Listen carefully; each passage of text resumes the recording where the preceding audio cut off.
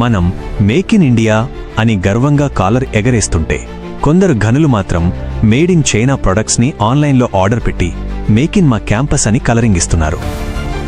ఢిల్లీలో జరిగిన India AI impact సమ్మిట్లో గల్గోటియాస్ యూనివర్సిటీ వాళ్లు చేసిన ఒక అద్భుతమైన ఇన్నోవేషన్ వాళ్ల పరువుని ఎలా బజారున పడేసిందో ఈరోజు చూద్దాం. ఫిబ్రవరి మధ్యలో ఢిల్లీలో ఏఐ సమ్మిట్ ఘనంగా జరుగుతోంది. అక్కడికి గల్గోటియాస్ యూనివర్సిటీ వాళ్లు గ్రాండ్ ఎంట్రీ ఇచ్చారు. వాళ్ల సెంటర్ ఆఫ్ ఎక్సలెన్స్లో సుమారు 350 కోట్ల రూపాయలు భారీ బడ్జెట్తో డెవలప్ చేసిన ఓరియన్ అనే రోబో డాగ్ని మీడియా ముందు ప్రదర్శించారు. ఆ యూనివర్సిటీ ప్రొఫెసర్ నేహా సింగ్ గారు మైక్ పట్టుకుని, ఇది పూర్తి స్వదేశీ పరిజ్ఞానంతో మా పిల్లలు తయారు చేసిన అద్భుతం, ఇది అటానమస్గా తిరుగుతుంది, నిఘా పెడుతుంది అని ఒక రేంజ్లో బిల్డప్ ఇచ్చారు. అక్కడున్న వాళ్లంతా వావ్, మన వాళ్లు కూడా రోబోలు చేసేస్తున్నారా అని ఆశ్చర్యపోయారు. కానీ పాపం వాళ్ళకి తెలియని విషయమేంటంటే ఇంటర్నెట్లో మన కుర్రాళ్ళు సిబిఐ కంటే ఫాస్ట్ అని. ఆ రోబోడాగ్ వీడియో వైరల్ అవ్వగానే నెటిజన్లు దాన్ని జూమ్ చేసి చూశారు. అంతే, అసలు గుట్టు రట్టయింది.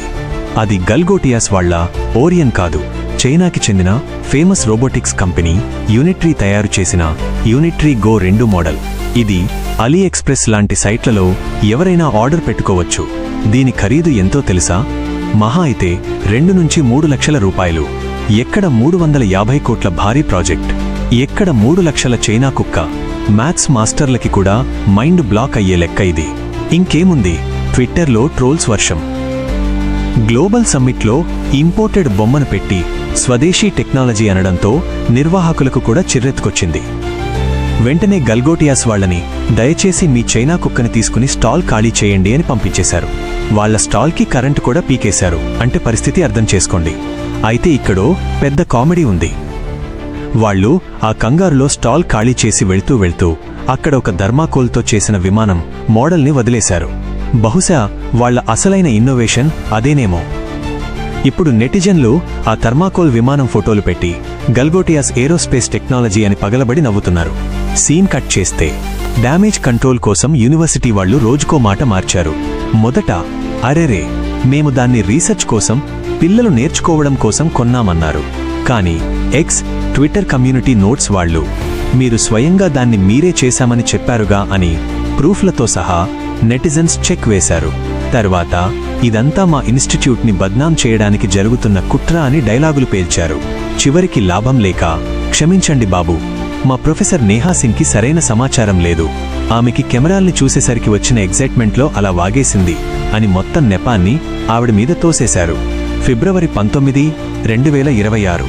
ఆ పాపం ప్రొఫెసర్ నేహా సింగ్ గారు ఉద్యోగానికి రాజీనామా చేసి తన లింక్డ్ఇన్ ప్రొఫైల్లో ఓపెన్ టు వర్క్ అని బోర్డు తగిలించుకున్నారు. ఇదండి ఇన్నోవేషన్ పేరుతో చేసిన అతి.